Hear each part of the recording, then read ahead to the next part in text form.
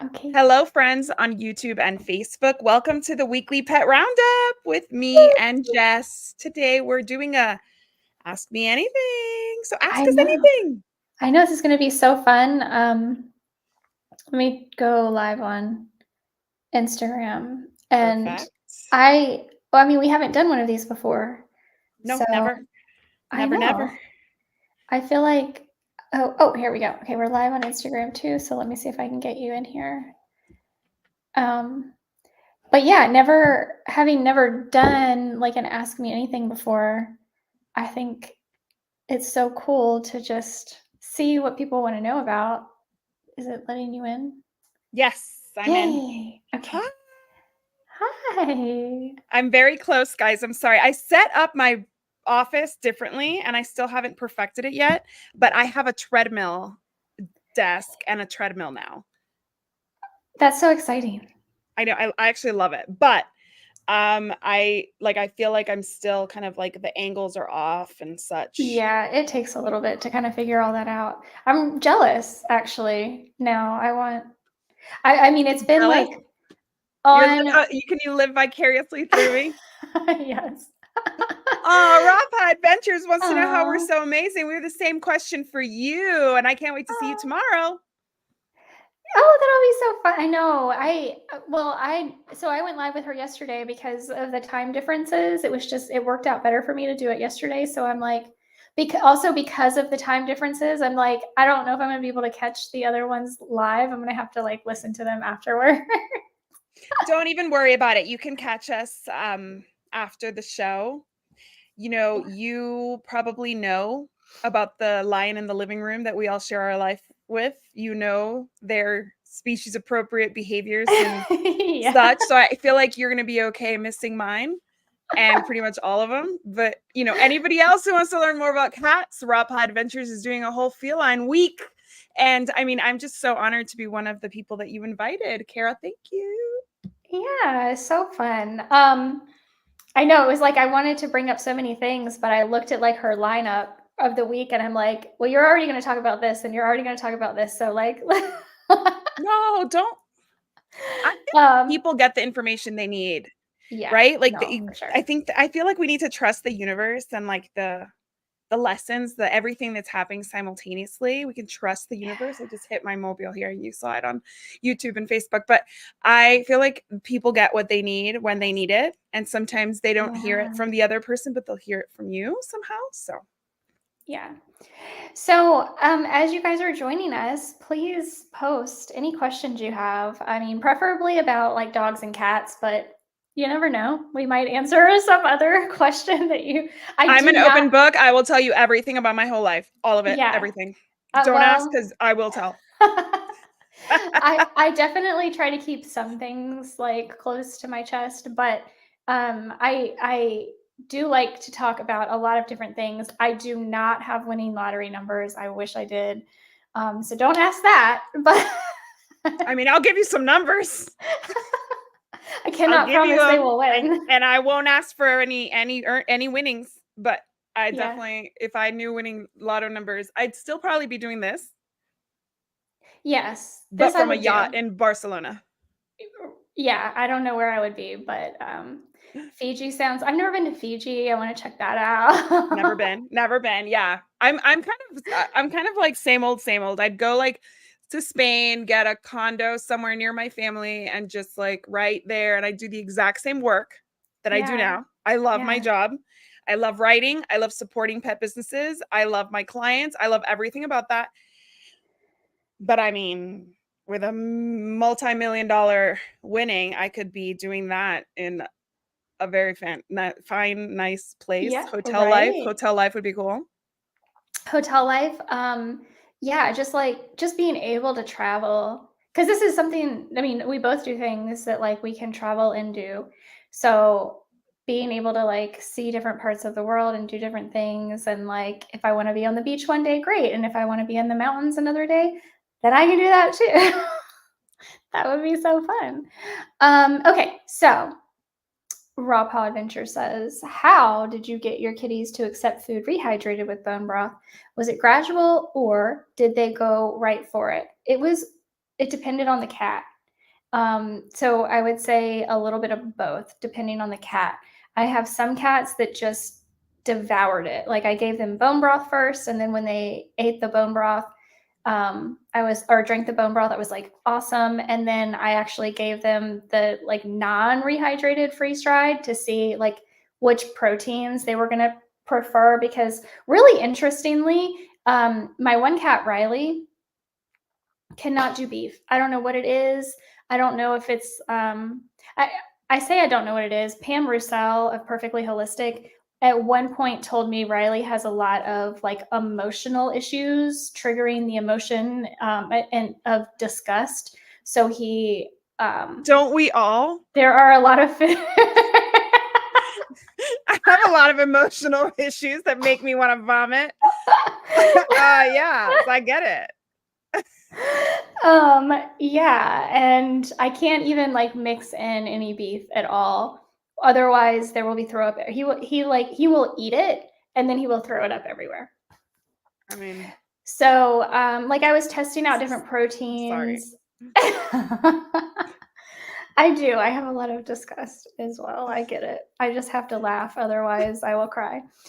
But it was a little bit of both. So for some of my cats, I definitely started with just like adding bone broth to their wet food. So transitioning them from dry food to wet food for some of them was really easy. For two of them in particular, Riley and Machida, they did not want to take to wet food at all. So I used non-rehydrated freeze dried to transition them so they got that like texture Crunch. thing. Yeah, specifically like there's a cold, I can't think of the process. Vital Essentials does it to where their nibs have that like crunch to it, similar to um Kibble. kibble. Yes. I don't know why my mind is going blank right now. And so using that to transition them, like I feel like they got the texture they wanted while cutting back the carbs like almost to nothing. And then it kind of changed their taste buds a little bit. So then being like offering them wet food was easier after that. They kind of took to it a little bit easier because I feel like the carb load in canned is less than in kibble. So it just helped in so many regards. And so now I would add bone broth to the wet food and then kind of crush up some of the softer freeze dried. Like even green jujus is pretty hard to crush, but small batch is really easy to crush. So that's what I had at the time when I was transitioning them.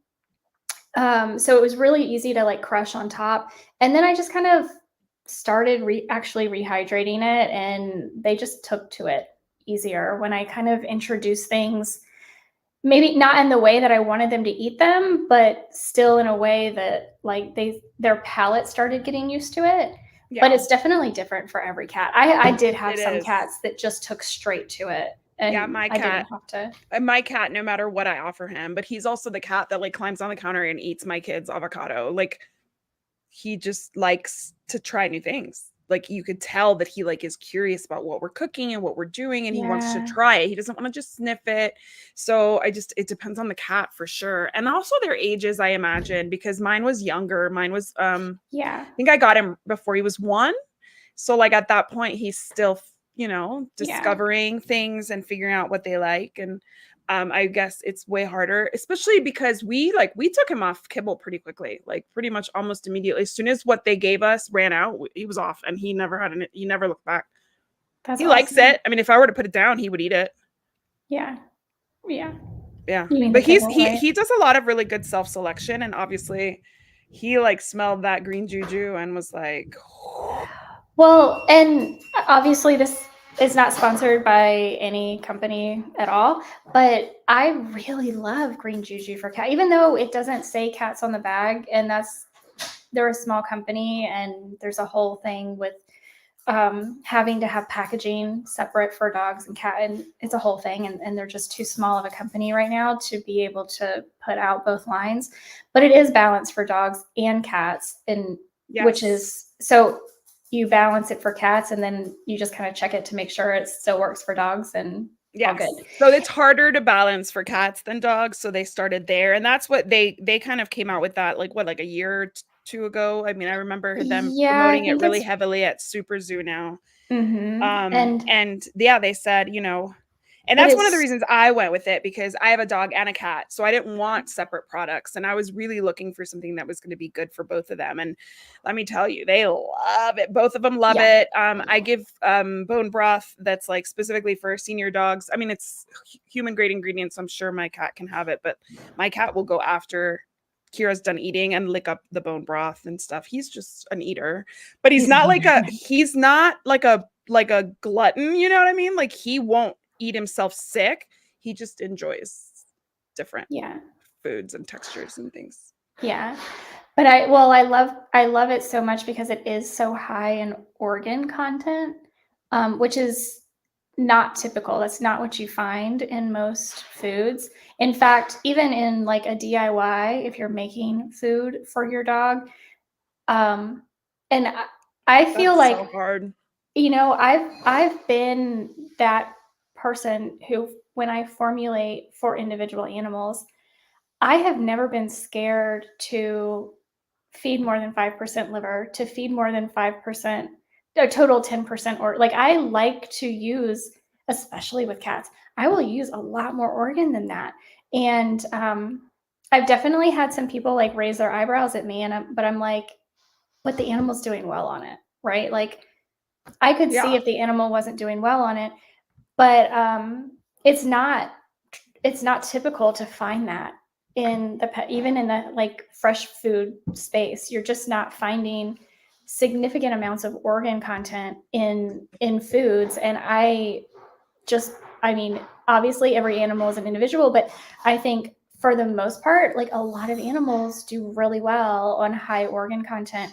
And so I'm not scared to do it when I formulate, especially for cats. And that's one of the reasons why I like it so much for cats, is because the organ content is high.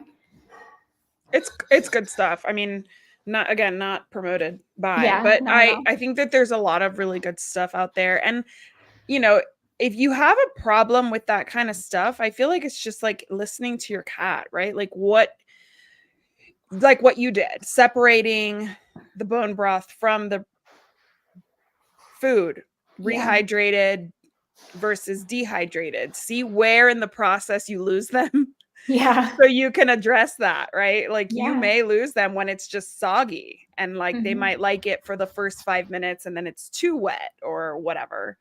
So Yeah. yeah, they're it's like I have two little kids and it's the same thing. Like, it's I taken me bet. trial and error. Like, so they have the whole, like, I never grew up with a choice. So like I don't remember if at some point I didn't want my food touching, but my kids, they won't refuse the food, but they really like it more when it's like everything is separate on their plate.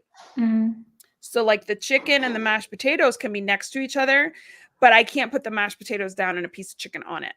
Cause then they're Gotcha. like, Yeah. so I think cats are very similar in that it might be just the way you're plating it. It could be how moist it is, how dry it is. Yeah. That's interesting. I don't remember how I was growing up either. I mix a lot of foods, and I feel like I've always mixed a lot of foods, but I grew up that way with like my favorite like uh comfort meal like is some sort of protein, probably generally a chicken, because that's what is very readily Affordable available and and available. affordable. Yeah, Yeah. exactly. Mashed potatoes, corn, and cornbread, and I mix my mashed potatoes and cornbread together. I have always my whole life done that, and it is like just this like starchy bomb of like I don't even remember the last time I ate it. It's just too much starch for me now that I'm old. But like, oh my Now that gosh, that I'm was my old. favorite thing in the world. Yes. That's funny. I cannot say this name and I apologize. I can't see WCZAK. the questions. Are there more questions coming Really? in? Well, it was Yeah. earlier. It's been Okay. a minute. Anyway, I am so sorry. I don't know what your name is, but I have a dog that protects me and starts a fight with her younger sis. How do I stop that?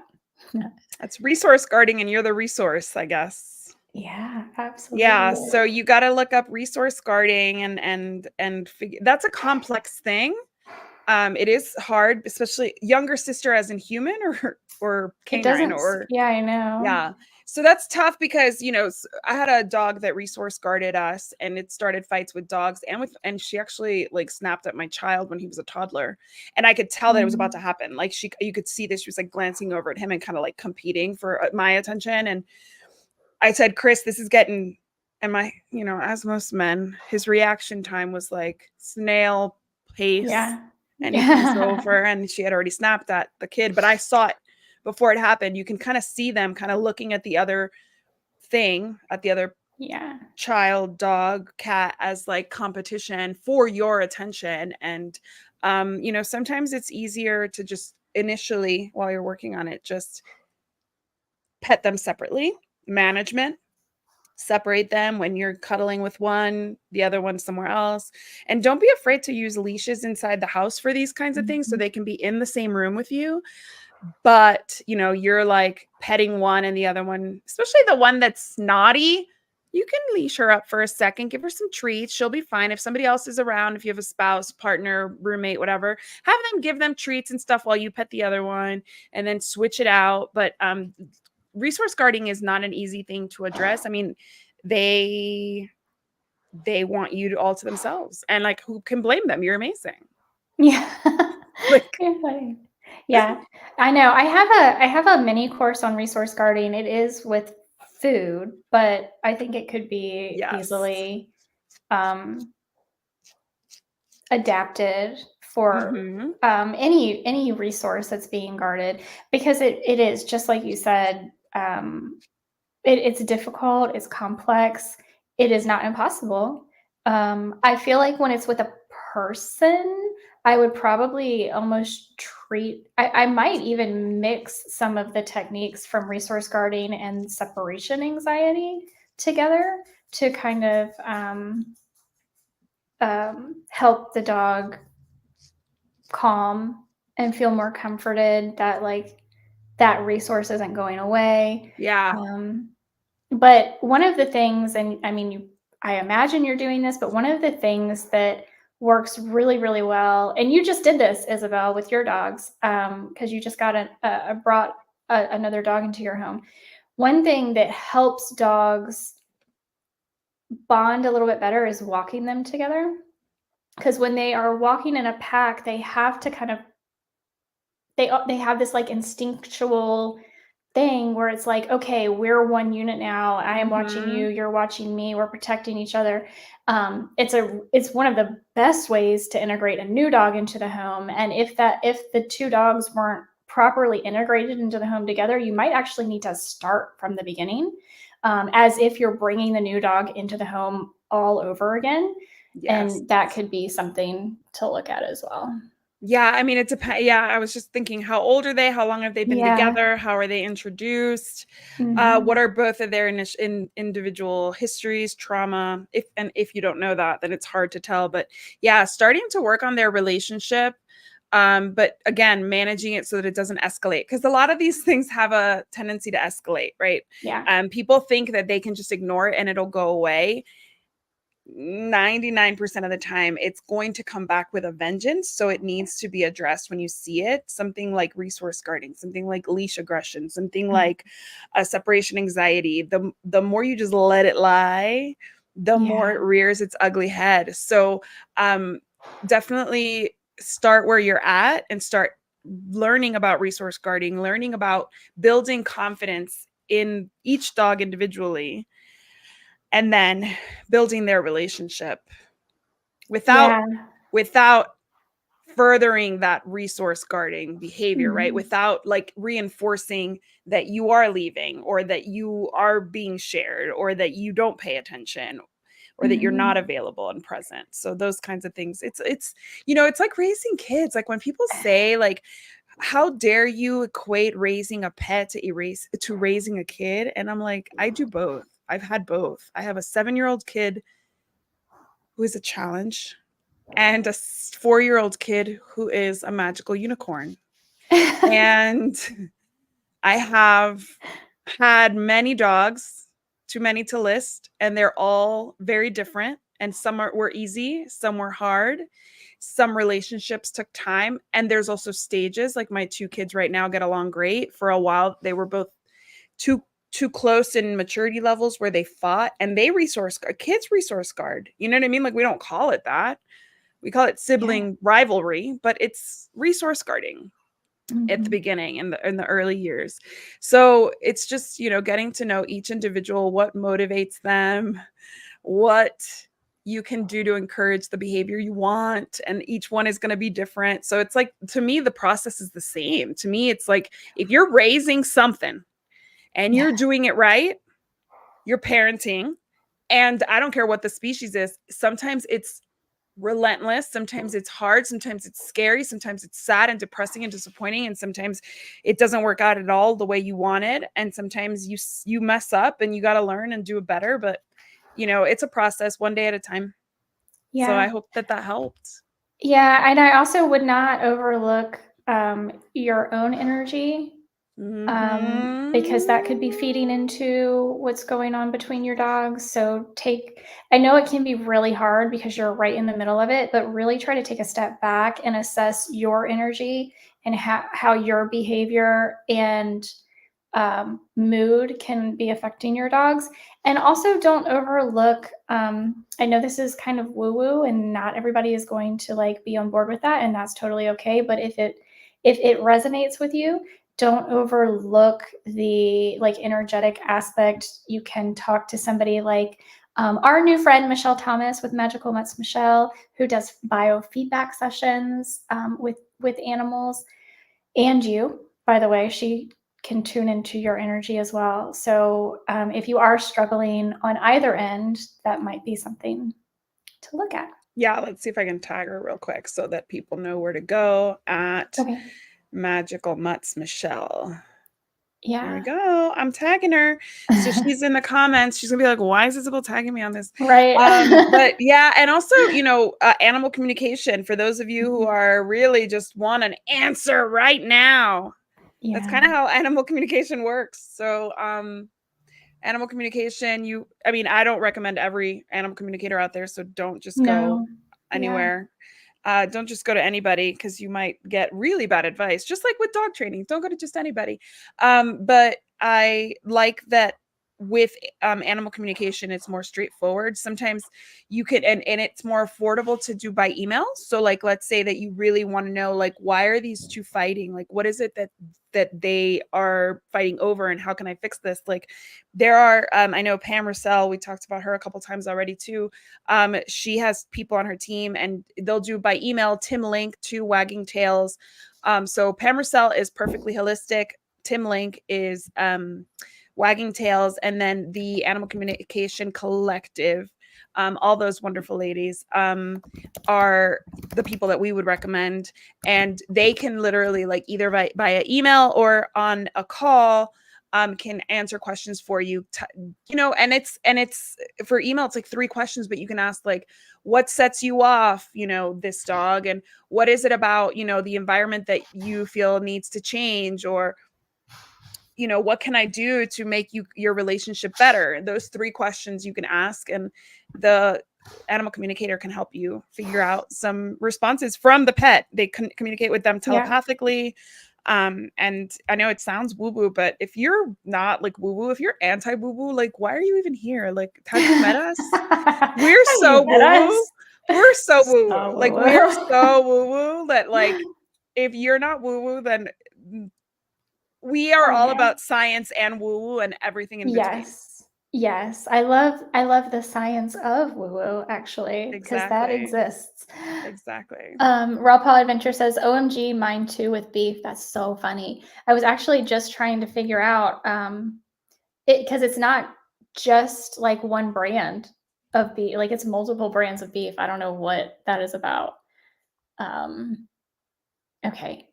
Oh, Diane is from across the pond, if I remember correctly. Says, I've been struggling. I have a virus, maybe COVID, but am struggling with Tigger's ashes. I am so sorry, Diane. That is, it's tough. It's tough. And you know what?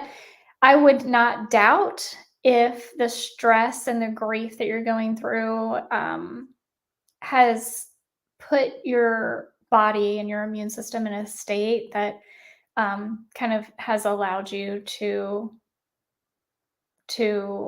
not be able to handle viruses as well as you normally would, and that's why you're probably sick. And I'm so it is never easy to lose a pet. Believe me, I know. It has been about 7 weeks now since I lost Romeo, so um, and I don't even know. It's so hard. I talked to Karen. I told you Karen talked to Romeo last week, as we were just talking about the Animal Communication Collective. Karen Dindy Smith is one of the people who's part of the Animal Communication Collective, and she tuned back into Romeo last week from the other side. And I told her I was really unsure about sharing any more with him, and she said, no, he really wants you to because it's part of your journey. So I'm trying to put together a podcast where I talk about him and what we went through. And so I am so sorry. I understand how, everybody deals with grief differently, but losing Tigger, I'm sure, has really affected you. Yes, Okay. and I'm sorry I walked away. My That's okay. charger wasn't working, so I had to switch it up.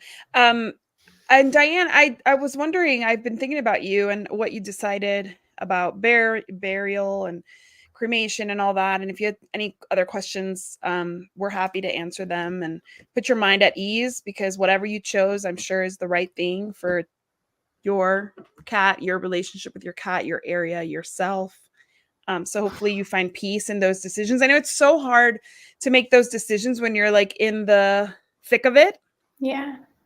I've just kind of I've defaulted to getting the ashes and Yeah, me keeping them in too. my home, and I have a shelf exactly. So, that's like a default. So like I already know the answer to that. But the first time that happens, you're like, what do I do? And then some people have a different thought about like the dog versus a cat. Like, for me, they're all the same. For me, it's the same. Heaven forbid one of my human loved ones were to pass, I'd want their ashes too. And people in my inner circle. And so that's just my belief system. But it is hard once you before you get to that belief system, before you kind of figure out what your default is. It is hard to figure out, and there's a lot of noise out there about what to do and what's the right thing to do. I remember I said something once that I was going to separate my ashes and give one urn to one child and one urn to another child. It was like a dark conversation like that. Yeah.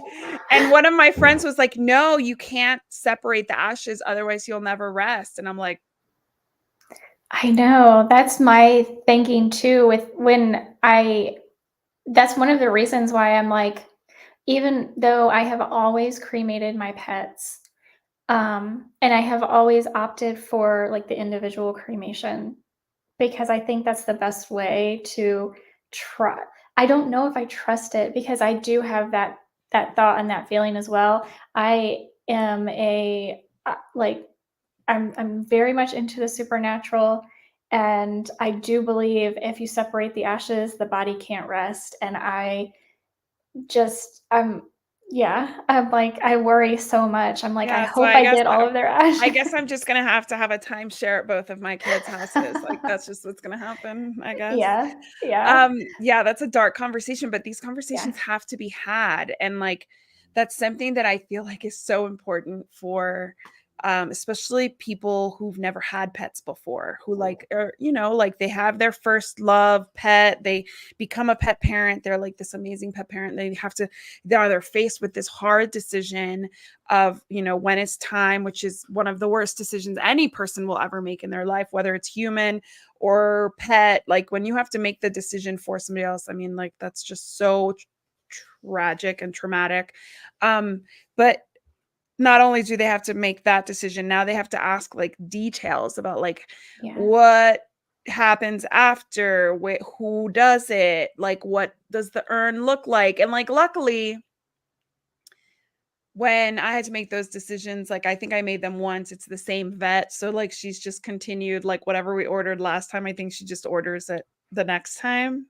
Mhm. So she doesn't really Yeah. have to ask us, but it is hard to have those conversations, and I feel for the vet clinics who have to ask those questions and talk about money at that moment, right? Because it's so hard to be like, well, the individual cremation is this much, and then the communal is this much, and then this is the price for this urn, Yeah. and I just feel so bad because the person's not in the place, but those decisions have to be made. So Yeah. our I hearts agree. go out to you, really, Diane. It is Yeah. what you're going through is one of the hardest things that anybody will go through. Anytime that I've lost a pet, I'd say to my husband or to anybody who asks, I'm like, this is, I don't wish this on anybody. Like, I don't wish this moment on anybody. I've been through it enough that I know I'm going to come out of it, Yeah. but I don't wish it on anybody because it No. is just, and I feel like, and everybody's different because I remember saying this to my veterinarian, but I feel like it does get easier for me every time.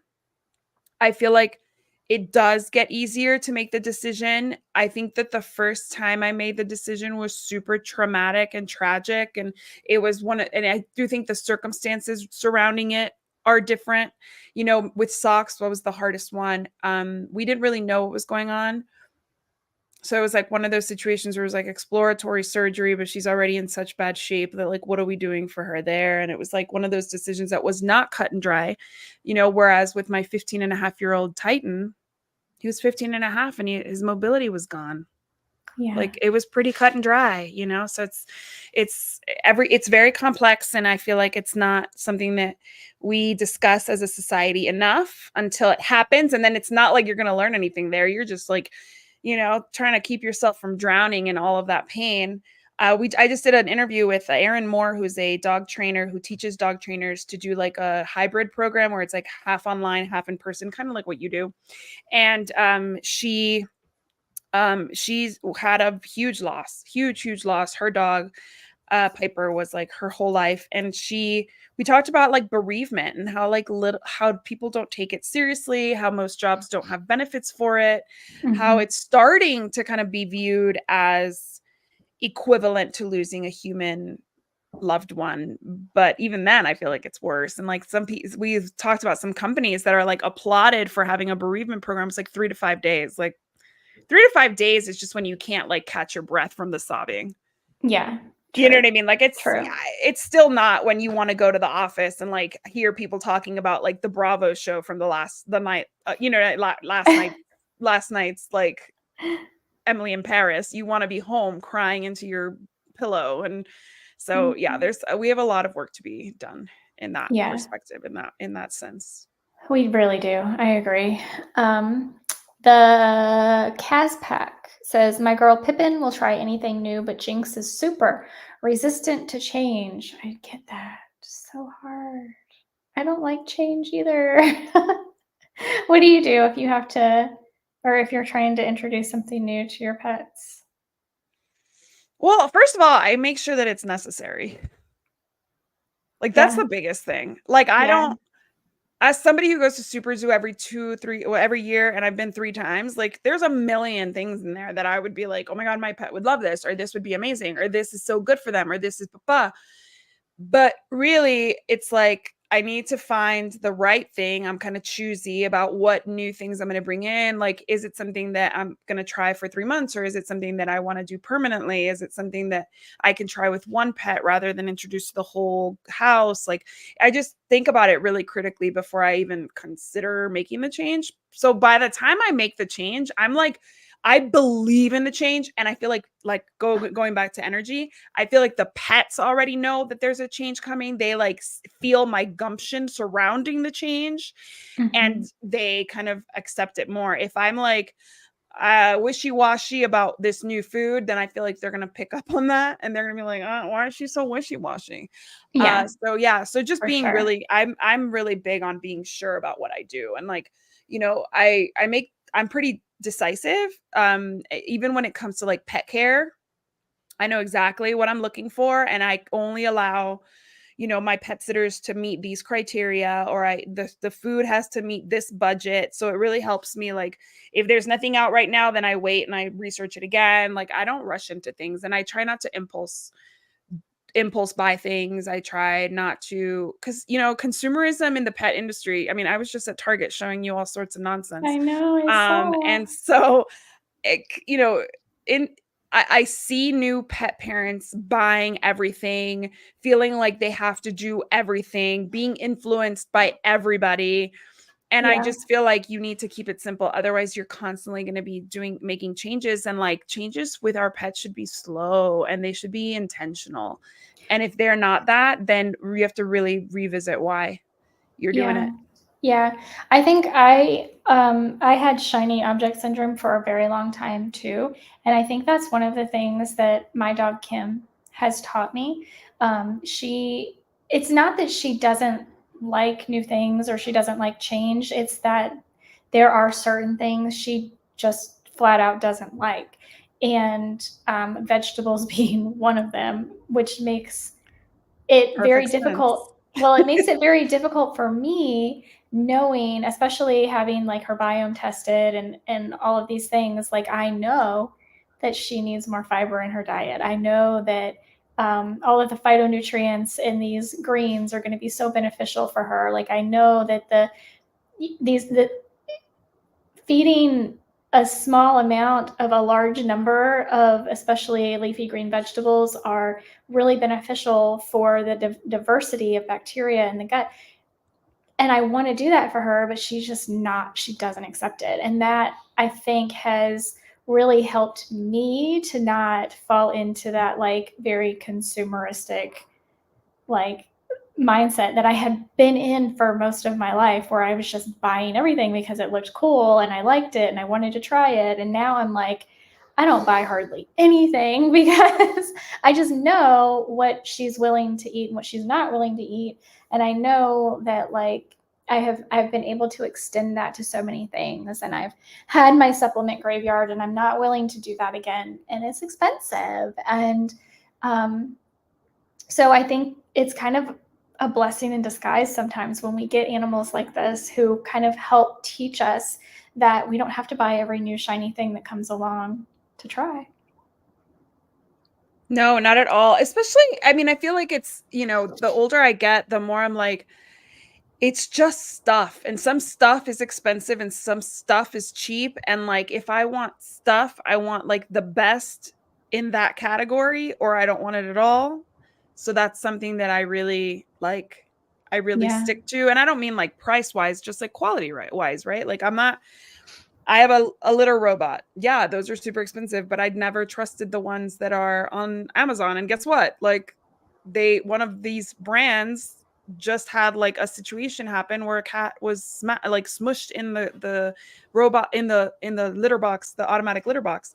And Yeah. I messaged Whisker, who makes the litter robots, immediately and was like, "Is this yours?" And they were like, "No, we have multiple sensors, so that we can make sure that these things don't happen." So that's why I've learned my lesson as I've gotten older, where it's like, and Mhm. I just ordered an outfit from Amazon that looked so cute on an influencer, and I'm like, "What is this?" Like, Yeah. I never buy clothes on Amazon. I much rather go to TJ Maxx where I can feel it, touch it, look at it, right? Because I just don't, and I fell for it, right? Like, it's cute. I might wear it once or twice, but it just, it was a waste of my time and money, Aw, right? that's So such a the bummer. pet in the pet product world, there's a lot of wastes of time and money. Like, Yeah.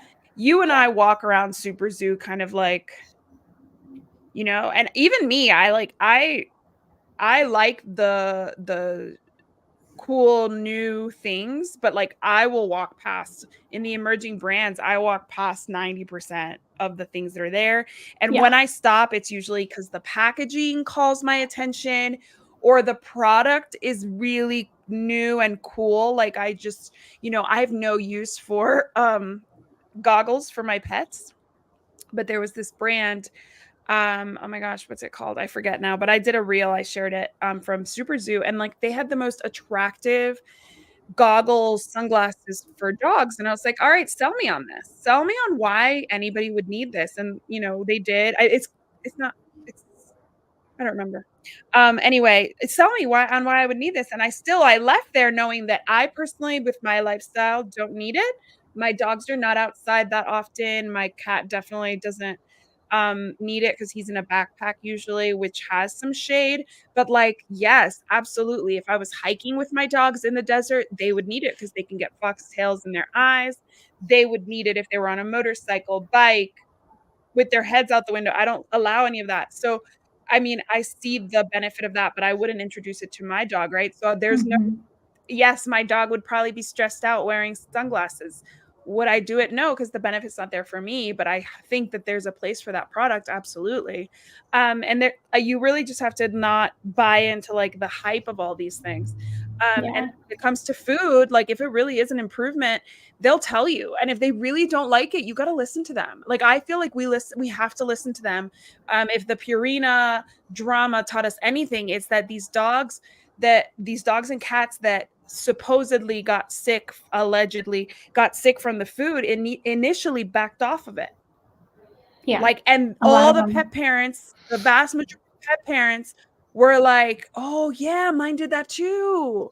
Oh, I didn't Mhm. even think about that." But yeah, they initially backed away from it. And then obviously they get hungry enough. They're like, I'm going to ignore my instinct Yeah. for survival to my instinct to not go hungry. You know what I mean? Like, which Right. wins, Yeah. right? Yeah. So it's one of those things that I feel like change with intention, change with observation, and change with respect to the animal, right? Like you have Mhm. to respect what they're telling you. And if they're not, unless it's something like a muzzle where they have to have it for their safety and everyone else's, then maybe you kind of back off of it. But if it's a muzzle and she's like perfect timing, we should have paid her I to like know. be like, go vicious dog, bark now. I So if she's a vicious know. dog and she needs a muzzle, then she needs to do it, and we do it slowly, and we introduce with positive reinforcement. We do all the things properly so they accept it. Just like with the sunglasses, you would do the same thing, Yeah. and you take your time. But again, knowing that the end result is really what you want and what you need and what your pet wants and needs. Yeah. Cynthia Elizabeth White says, I told my GF, I guess that's girlfriend, I'm not Girlfriend, sure, how bad kibble is, and she said her old dogs did fine on it and her dog's teeth rot with wet food. How do I get her to see the light? you're not gonna get her to see anything. No. You're not gonna get her to see anything. You're not. Yeah. Get her, Yeah. get her, get her dog get her dogs the teeth product that we both talked about. Yeah. TEEF. Give her that, because there's no way that her dog's teeth are amazing on kibble. Like that can't happen. That does not exist. No. So she is convinced that it's good for their teeth. Then there's nothing that proves that's a complete old wives' tale. We know It better is. now. It's just a flat out lie. And Um, yeah, no, she's not yeah. gonna learn. But honestly, some people don't want to learn in the moment. And I'm sure, Yes. like, Jessica probably deals with this constantly. People don't want to learn in the moment. You might say it till you're blue in the face. How many times have I said something and people are like, no, it's fine. And then, Yeah. yeah, I had to rehome him because I'm like, you didn't introduce him properly, dude. Right. Anyway, Yeah. so people, but don't stop saying things just because of that. Mhm. I say, like, there's a balance between like becoming a nuisance in somebody's life and being like, change your food, change their food, change Yeah. their food, Yeah. or just being like, I prefer this because, and you say what you do, and they can do what they want, and you've planted a seed. So like, your friend might be a lost cause. Yes, a lot of things that we did. Do you know how I came home from the hospital? I was in somebody's lab. Yeah. Yeah. Like in 1980, yes, that's Mhm. when I was born, in Ecuador, car seats did not exist. I don't even think car seats are like required right now. Yeah. So I yeah, I know. survived, but would we do that with our children today? No. So like those, like, Right. what is it called? What is survivor? What is it? Survivor's bias? Oh, yeah. Yeah. Like, Yes. it's just survivor's bias. Yeah, like That's your what it dogs is. did great, but like that doesn't And mean that they felt great. Right. There are so many things that you could say, right? Like there isn't dry food and wet food. Neither one of those are good. Kibble and wet food, canned food, neither one of those are good for dental health. Period. End of story. It's not like one is better than the other.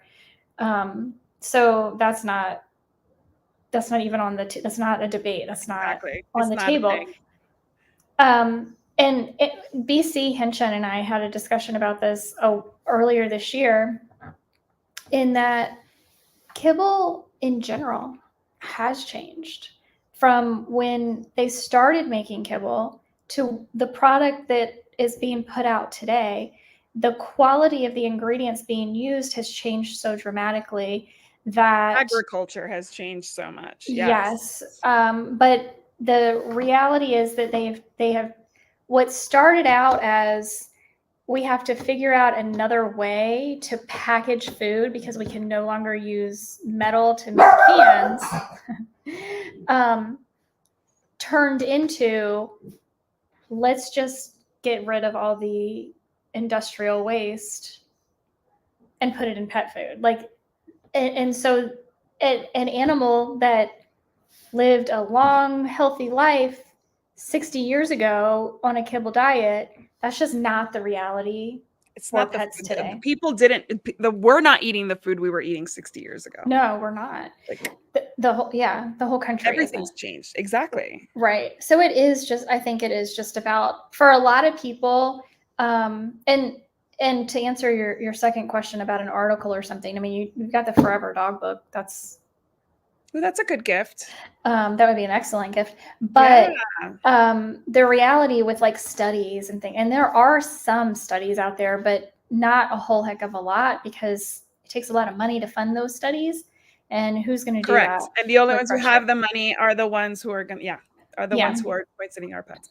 And then Kara was screaming at me for eating all of that corn and mashed potatoes. I'm from the South, so please understand that like cornbread is a food group for Yes, me. it is. My kid, Noah, when we get Famous Dave's, all he wants is the cornbread. I'm like, you need to actually eat the meat, dude. Like like that's like a side, that's like a side up to the side.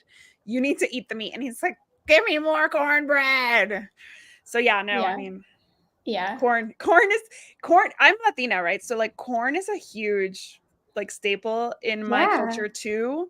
For sure. Some of my favorite foods are literally just corn and dairy in like a paste and put in a banana leaf. Like that's called an humita, and it's from Ecuador, and it's the most delicious thing. And it's just butter, cheese, corn, baked, boiled, Well, steamed. and the one thing that I didn't really like glom onto, but that my grandpa and my dad did like religiously, they would like 3/4, they'd take a big mug, like a glass mug with a handle on it, and like 3/4 of the way they would crumble up and fill it with cornbread, and then you pour buttermilk over top of that and eat it with a spoon. That's how I grew up. I was like, wait, is there booze in there? Like what's going on in No, there? No, it's just buttermilk. it's just buttermilk and See, I can't cornbread. do fatty milks. Like they gross me out. Like if you're gonna give me fatty milk, just give me cheese and like a cracker. But I can't do anything in between. It's gross to me. I just can't do it. Yeah, me like my family's from Ecuador and Spain, where it's like corn and pork. Right. Corn and pork. Yeah. I feel like that's the South here too, is Yeah, corn and pork. exactly. Yeah, maybe that's why I feel so at home. And I'm in El Paso, so we have both. We have like the Latin food, and we have the Southern food, and we have the Western food, barbecue and stuff. So it's good. I mean, look, I love to eat. Yeah. I'm a dog and a cat. I'm a dog when it comes to eating. I'm a Labrador when it comes to eating. Really, like if it looks good, I'm gonna eat it. If it doesn't look good, then I'm not gonna eat it. But if it looks good to me, and that's the thing about labs, is everything looks good to them. I just saw, was it Dr. Z again? Dr. Z just shared, guess what this lab swallowed? And they're like inducing vomiting, and out comes like a little kid's sock. And I'm like, to that lab, that looked good. Like they are just eaters. And if it looks good to me, I'm gonna eat it too. I used to be vegetarian and vegan. Now I'm not. And now I try to balance my food better and try to eat the best of the food that I can find, right? Like the best version of that food. Um, and yeah, I mean, like it's the food we eat today is so disgusting when you really think about the quality of the meats we're getting, the quality of the vegetables we're getting, the pesticides that we're using on our food. It's just gross. So I just try to do the best I can. Okay, I'm trying to scroll through because we don't have a ton of I time can't see left. anything. I can't see anything. So you got to tell me. We don't have any questions over on Facebook or YouTube, but you're welcome to ask us any questions. I have a question for you, Jessica. Oh, okay. What were you like as a kid? According to my siblings, I was very mean. Was very I was mean mean. too. I only have one sibling, but I was really mean. And I actually Yeah. was. Like not just according to her, I actually was mean to her. I mean, I was definitely like withdrawn and I didn't like anyone or anything. Except pets? When did you start loving pets? I always loved animals, but I didn't grow up with a healthy understanding of pets. We had cats and dogs at my dad's house, but my dad didn't like cats and he would not always be nice to them if they did things he didn't like. Like not in a way where he was like constantly mean to them, but like there's a story that I've heard that when I was a baby, a cat scratched me and he threw it up against the wall, like that kind of thing. You know what I mean? So, and then the dogs lived outside. Dogs didn't live inside. And then at my mom's house, cats were not allowed. I did eventually have a cat, but she had to live outside. She wasn't allowed in the house. And we had hunting dogs that lived outside. And it wasn't until I was a like preteen teenager that my mom finally got a dog that lived inside. So I just didn't have like a very healthy upbringing around pets. So it wasn't until I turned like the day I turned 18, I adopted a That's cat of my interesting. Yeah, own. I actually have a And similar I think really? I have a similar story. Yeah, I have a similar story. We had pets. I grew up next to the crazy cat lady with like 40 cats and we didn't really she knew about spay and neuter, but she could only pay for so many. She was retired. Yeah, yeah, So we had like a huge cat community cat population near me. And so that was a really good example of how to take care of cats. My mom bottle fed a cat, but again, like they have to be outside. yeah, She found one under the laundry room, but like in Ecuador, they were guard dogs. They were not pets. Like my mom would cook for them. Like not my mom, but our housekeeper would cook for them, and my mom would go and like get the big bones, and they would use because there was no kibble back then, like in yeah, Ecuador, I guess, or it was yeah, I just too guess. expensive because they were big German shepherds that my dad imported from Germany, and yeah, like it was like watching things that were kind of like some of them were good influences, some of them were not, and hearing stories. So my dad and my mom were very good to pets and animals. My dad actually gave my mom a monkey as a gift when they were dating. And this again, it's Ecuador where it's the Amazon That's rainforest. yeah, And then yeah, my mom and my grandmother made the thing. I think it was a girl. They made her dresses. La monachita is what they called her. And la monachita had to go because she started going into puberty and acting crazy. So I don't know where she went. So these are the stories I grew up with. Yeah, the same, like where it's like confusing messaging. And then yes, my great grandmother was the type to be like, go shoot that dog, get him out of the property kind of thing. But this was like Spain in like 25, right? Like 1925. yeah, So it's a yeah. little different, or maybe 1940. But yeah, so it's interesting. And then when the first time I got a pet dog that was like indoor and like whatever, I was 17. Yeah. Same. Yeah. Yeah. I mean, it definitely made me more empathetic because, like, growing up, my stepdad, like, we didn't use the front door of the house. We used the side door to the house with the carport. And he would, when he would shoot a deer, he would literally hang it right there in the carport and gut it and do all Ooh. of so like and it wasn't like you could just not, like, you were going in and out of the house and it was right there. So I've always had like so much empathy for animals, and I just, yeah, yeah, Yeah. it just Yeah. wasn't. My son is very empathetic to animals. It's really interesting. He has a very strong sense of justice, which is, we were just talking about Mm. that. I always joke with him to his face. I say, you're either going to be a lawyer or you're going to need a lawyer. Um, hopefully the former. But Yeah, he has a very strong sense of justice, and his teacher last year told me that they were talking about like Native Americans and like how they lived, and they were talking about how they would hunt a buffalo and they would use every single piece of the buffalo for something, right? Like they that tribe they were discussing, I guess, was very big on using everything and honoring the earth for the gift of the hunt or whatever. And Noah was like, but why would they kill it to begin with? Because he doesn't know that like back then there was no sprouts, like in his yeah, mind he's like, yeah. well, why would they do this? And the teacher was like, you have a vegetarian on your hands. And she was telling me, like, laughing at me, right, because it's Texas, and she's like, oh, good luck with that, you have a vegetarian on your hands.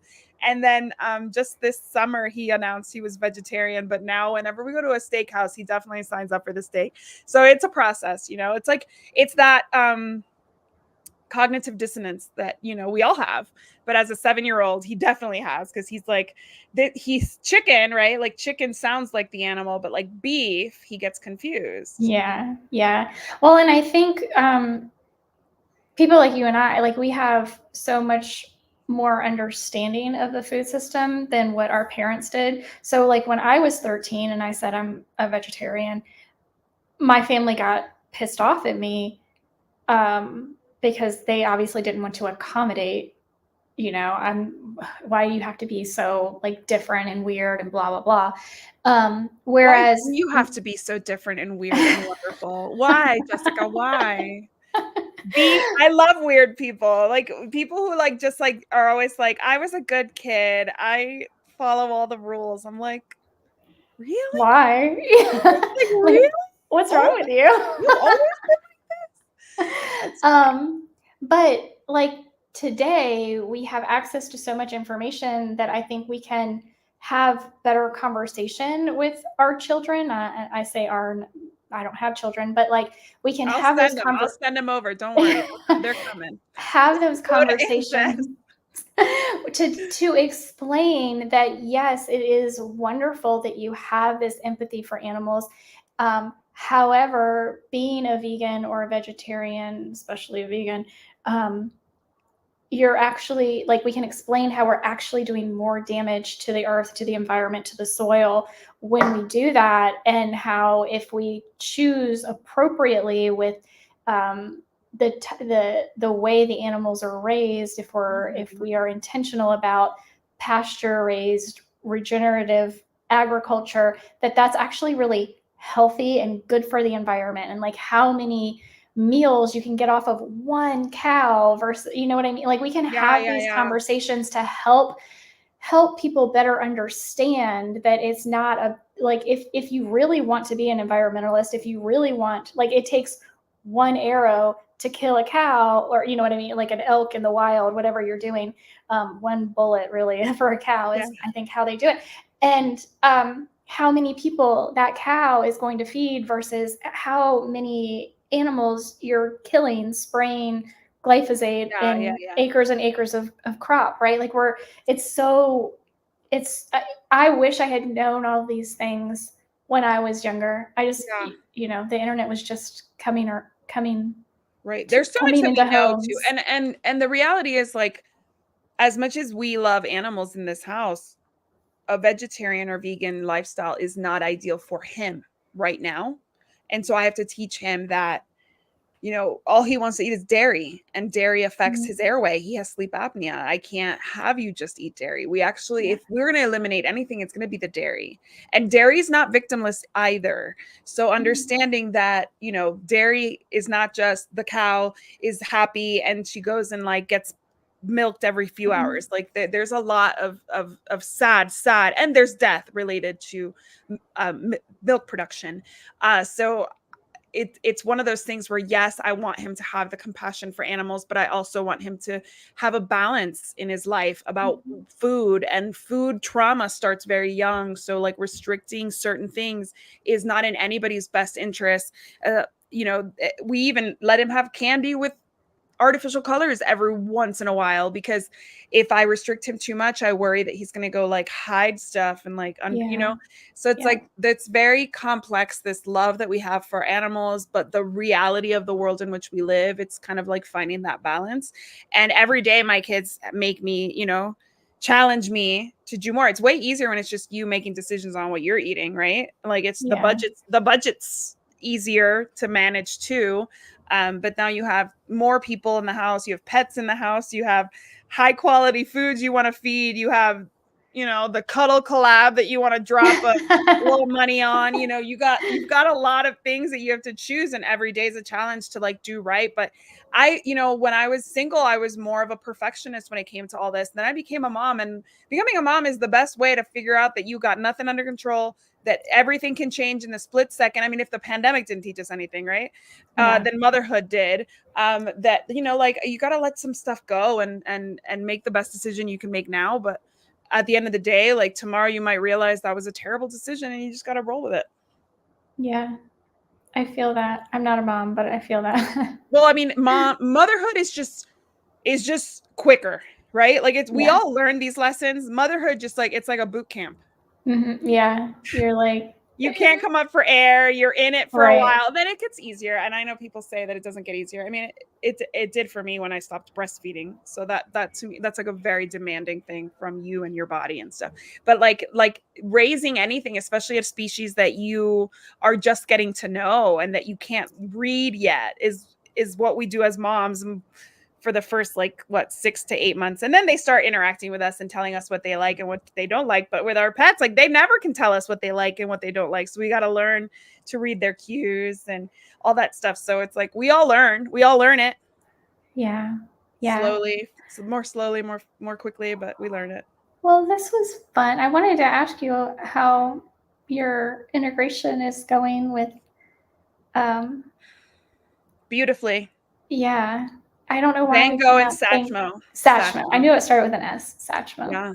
Satchmo and Van Gogh are doing beautifully.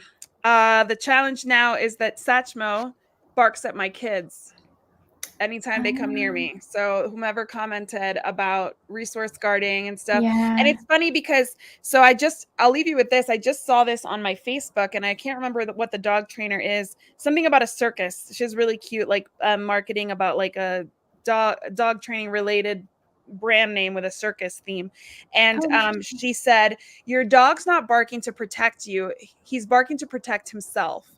And I do think that that resonated with me. And that's why I said when we started, it's like a full circle. When we started, we're like, we hear things and we see things when we're meant to see them. And like today, I've barely been on Facebook, but that was a post I saw, and I don't even know the person personally.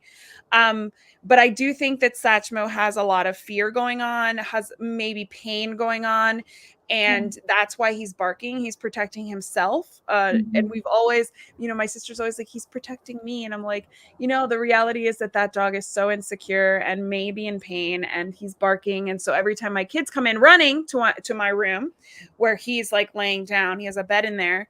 He's like on the defensive. And then maybe when he Yeah. like does this, it hurts somewhere. And, so Very much. Yeah. there's a lot there that I have to dig into, and I'm going to. But I feel like the biggest thing is, he has started to get used to living with a cat, and now how they do, where they learn from each other. So he's a barker, he's a schnauzer.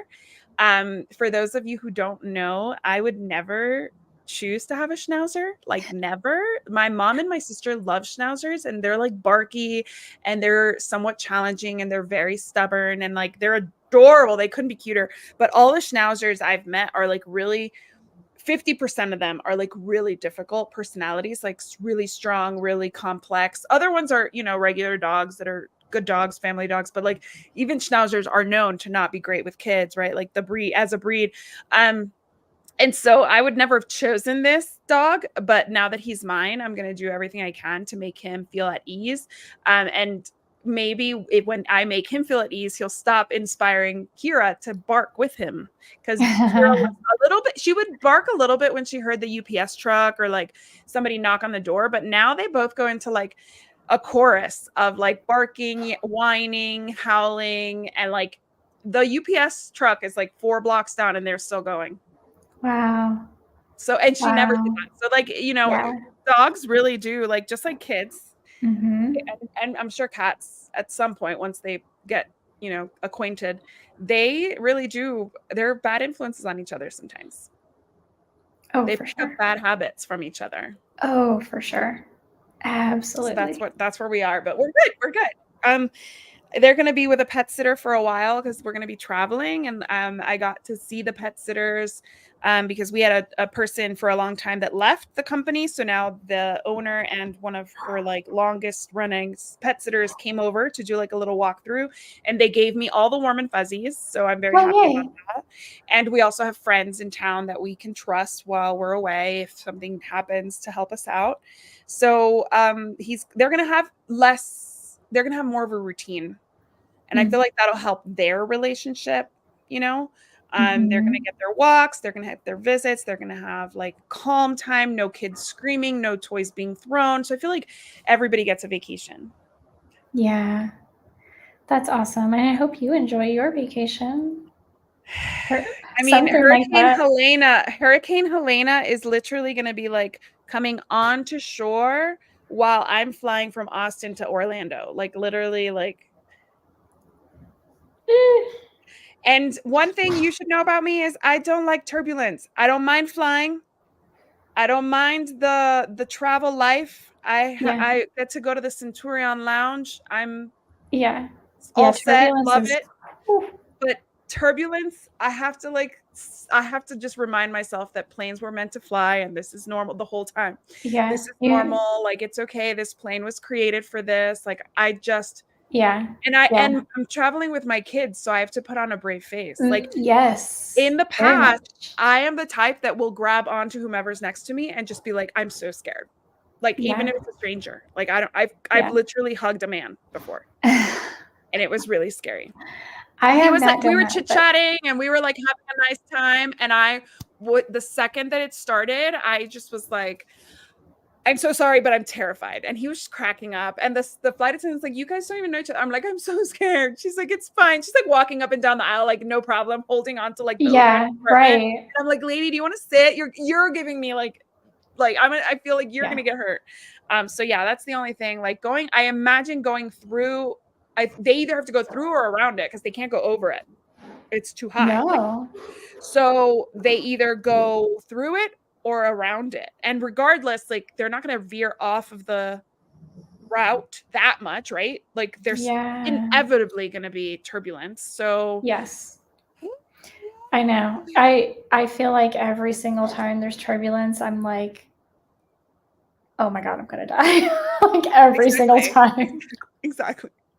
I'm gonna die, I'm gonna die, I'm gonna Exactly. I die. don't know. I mean, I was cooler when I was younger, but like I had this experience coming back from Spain and I had Noah on my lap. He was like a year old and he was a lap baby, right? We took advantage of the fact that you don't have to pay. And it started bumping so much that I felt like he was going to fly out of my hands. And that got so scared. Like I got so scared. Like I felt like I was just gonna like this baby was just gonna slam right into and it's your baby. He's a year old. Like you don't Yeah.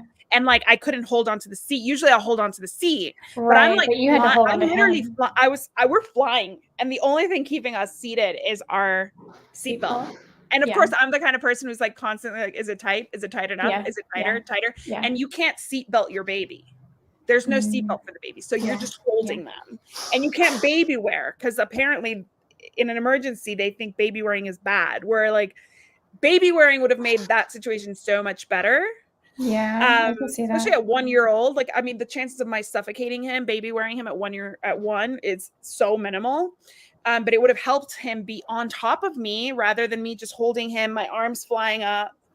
So yeah, so I think I need a little tequila shot before I get on the plane, maybe Mhm. or 5. Yeah. We'll see. Yeah, I Maybe was I'll gonna pass say, out. No, but I first have thing kids, so I can't do that. I have to be right. responsible for my I children. know. God, they're Maybe, such a like, buzzkill. ashwagandha or something. I don't Yeah. know. Yeah, sure. I'll do that. I do my buzzkill children. I'm just kidding. Yeah, my son loves roller coasters, so I'm not worried Ugh. about him being scared, Oh, and I have to pretend that it's not a big deal. And then my daughter, my husband will be there, so she'll probably cling on to him, and then I'll be over there being like, "Who do I cling on to?" right? Yeah. Yeah. But anyway, Well, pray that it's I that know, I me that it's like too. already on land and that it's like just like a little bit of rain and that nobody gets hurt. Absolutely. It's going to the Panhandle. So if we have any followers, friends in the Panhandle, please be safe. Please take care of yourselves. Please prepare. Tampa Bay area, you guys, if it goes any bit east, then it's gonna go and they're gonna get hit too. So just Floridians, you know the drill. I'm from Florida, so you know the drill. They do. Water, I batteries, know. gas. Now I'm everybody's just like the gas lines are probably like 2 hours long right now. Mhm. You're from Texas, so you Absolutely. know too. But yeah. Yeah. No, it's ugh. There's no bread or milk left at the store. I get it. No, no, none. I get it. I get it. None. Well, thank you All guys for right. Yes. joining us. We will Thank not be doing this for the you. next 2 weeks because I will be traveling. And then for the week of what day did we decide that we were going to do? The Oh, yeah, the 15th. So the 15th. next time we will be doing the weekly pet roundup will be October 15th at 3 p.m. Mountain Time, 4 p.m. Central. And if you have any recommendations for topics, please let us know. We would love to hear from you. You can DM either one of us, Yes, or and comment below.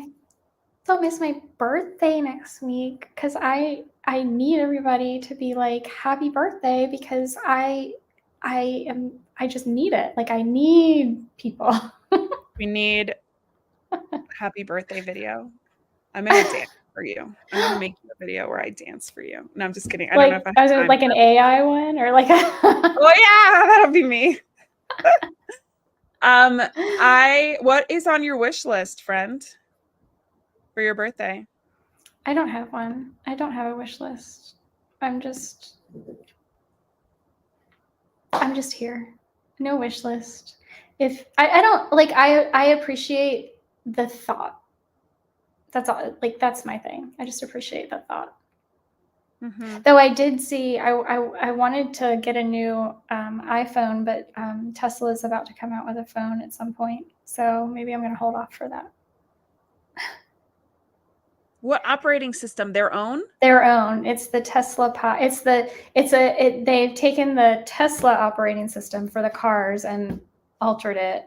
I have nothing but respect for y'all who just love something that brand new. I am not that person. I am a third generation handed over. Once you've figured out the kinks, I'm there. I would never buy the first of anything of its kind, especially not Tesla, even though I think Teslas are very attractive, really cool cars, like based on just Yeah. the No, fact I that get that. he's really like they really are like so progressive in like Yeah. their technology and stuff that would give me even more pause. But good for you. I mean, I hope mean, it, I don't know when it's going to come out. Like, there's a possibility it could come out by the end of the year. yeah, they So probably want it for the holidays. that would Yeah, be fabulous. Yeah, I've been having problems with my phone. So I'm yeah. You need a like, phone. You're a creator. You have to. I know. So, but it like if they announce something soon-ish, then I'll probably wait. If they don't, then I might just. All right, guys, comment below. Yeah. Would you buy the first generation of the Tesla phone? It's the Would Tesla you do it? Pi. Oh God, him and his science jokes, his science references. I can't. I can't. He's not Yeah. my cup of tea. But I mean, I give him all the No. props in the world. He's not my cup of tea, but I give him all the props in the world for being as confident in Yeah. his like Innovative. ideas. Yeah. Yeah. Yeah. Like, I mean, you gotta give him credit for the gumption that he comes to everything with. Like, Yeah. For I sure. wish I had half that confidence. And I don't lack Same. confidence. Right.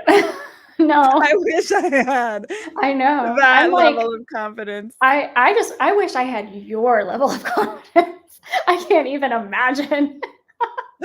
The world's not ready for you with my level of confidence.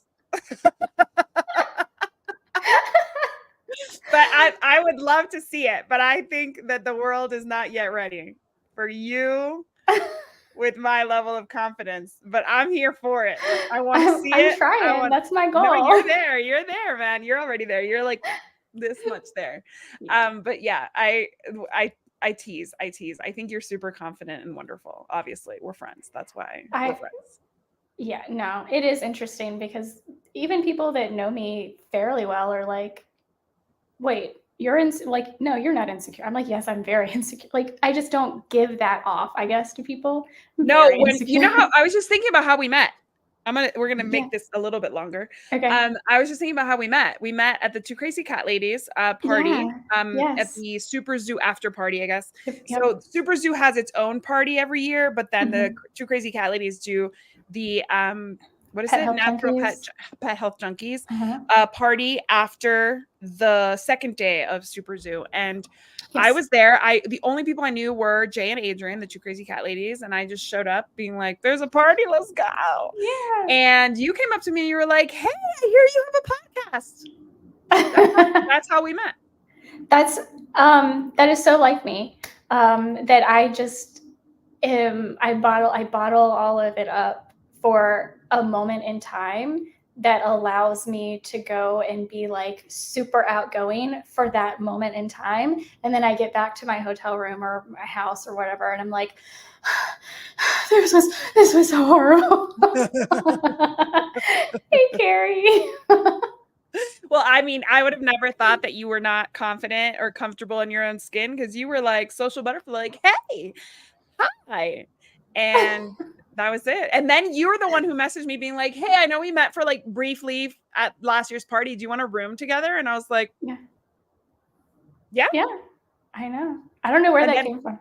that's perfect. But look, what it would have never happened. I know. Like our I know. friendship Yeah. wouldn't have happened if none of that happened. So Yeah. here's to Okay. confidence and making things Yes. happen in your life, right? I know. Yes, absolutely. Yeah. 100%. Just do it. I know we're making this so long. I saw a reel or a TikTok yesterday and I'm like, I'm gonna do this.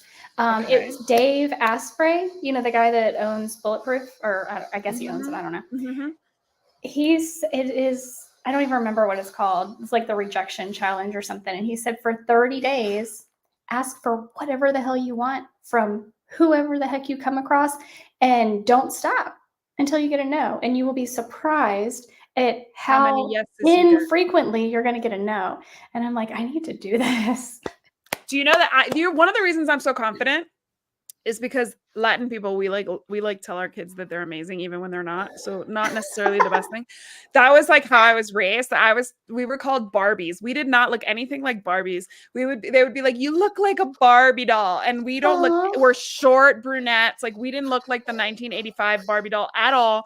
But like they would my mom, my grandmother, everybody would constantly tell us how wonderful, smart, beautiful, funny, charismatic we were. So we just grew up believing it, right? Like we just did. yeah. But my mom, one of the biggest things is she always says to us, and this has been always our whole lives, especially as adults, is you already have the no. The Yes. no already is what you have, right? Hmm. Because you didn't ask. So that's it. You got to know. Yeah. So if you don't ask, you have the no. If Right. you ask, you could get the yes. And Right. that is how I was raised. So I have no problem asking for things that I want. On the That's awesome. contrary, I'm constantly asking for things that I want, but I'm constantly getting a no. So now I need to figure out why I'm not getting my yeses, even though actually that's not true. The universe loves me and I win every raffle I enter. So Yes. it's Yes, true. the universe It's loves true. you. You're The amazing. universe loves me and the universe loves us all. And I Good. think the universe is waiting for us all to be like, I am worthy. And then it's like, Yes. boom, here you go. Boom, you Yep. wanted that? There you go. Yeah. Yeah. Yeah. I'm fully on board. Fully Yes. on board. But sometimes it's hard to be like patient with the universe. But yeah, the universe loves us. It's conspiring on our behalf Always. at all times. No matter how it looks at any given point in time, the universe Yeah, is always conspiring in our favors. Yes. exactly. It wasn't you weren't just supposed to room with somebody else that year and then they couldn't go or something? What No, made you like be like, "Hey, this stranger that I don't know what," I have no like idea. the universe. It was I the think I was universe. just like, this is so expensive. But then, like, I'm not the kind of person, generally speaking, Super Zoo is the only time that I room with anybody. Like, I'm the kind of person that wants my Correct. space to Yeah, like, no, I don't share rooms. yeah, But it's Vegas is so expensive. I was just like, exactly. what the hell, right? Like, That's the universe planting that seed. though there was the other thing Oh, wait, now I that I lost you. was. Do you remember? What was it? I was trying to like. Oh, I was like, I need to set myself up to not do this. to not do what? We'll have to. It's Oh, it's a yeah, thing. yeah. There was I that too. that there was that too. Oh, yeah, no, no. It's all Yeah. coming back to me now. As Celine Dion said, "It's all coming back All to me now." coming back, it's all coming. Yeah. Wow, wow, Alright. the girl can carry a tune. I was like, "I'm not even gonna attempt it." I'm like, "I am not singing Celine Dion. It's I can't hit all her. coming back to me." Yeah. All right, guys. Well, thank you for joining us. I hope you Yes, enjoyed this as much as we enjoyed chatting with each I other. If you have any did. other suggestions, like I said, give us a drop us a DM or a comment, and then I will Absolutely. tag Perfectly Holistic too, because we mentioned them and the Animal Communication Collective. yeah, Perfectly We did Holistic. both of those. Yes, and then we'll tag Animal Communication Collective. Yeah. And can you tell? Like I'm like Yeah, squinting. yes. There we go, squinting. Too much light in my eyes. All right, Yeah. guys, have a great week. Okay. I'll see you in 2 Yes. weeks. Oh, actually, that's not true. I'll see you tomorrow with Kara. Raw Paw Kara, Raw Adventures. Pie Adventures. Kara, we'll see you tomorrow, and that is at I think it's at the same time It's or at 2 o'clock my time. it's at 3 I think o'clock it's at Pacific. I think it's at 5 my time, so it would be 4 your time, Okay, so 4 o'clock my time. I Um, believe. go to go to my stories or go to Kara's stories and check it out. So she's got, I'm going to tag her as well too. Raw Pod Ventures. Here we go. I'm going to tag her too. Go to her story. She's got all the lineup of the week and it's all cat related. It's Fall for Felines. It's a series she's talked about and she's sharing a bunch of stuff outside of the lives too. So follow her and she's super cool. I mean, such an interesting person. She's a PA for humans and like super passionate about pets and health and raw feeding and stuff. So she's just amazing. So Yeah. thanks again, guys. Have an awesome rest of the evening, and I'll see you tomorrow with Yes. Tara. Bye. Bye.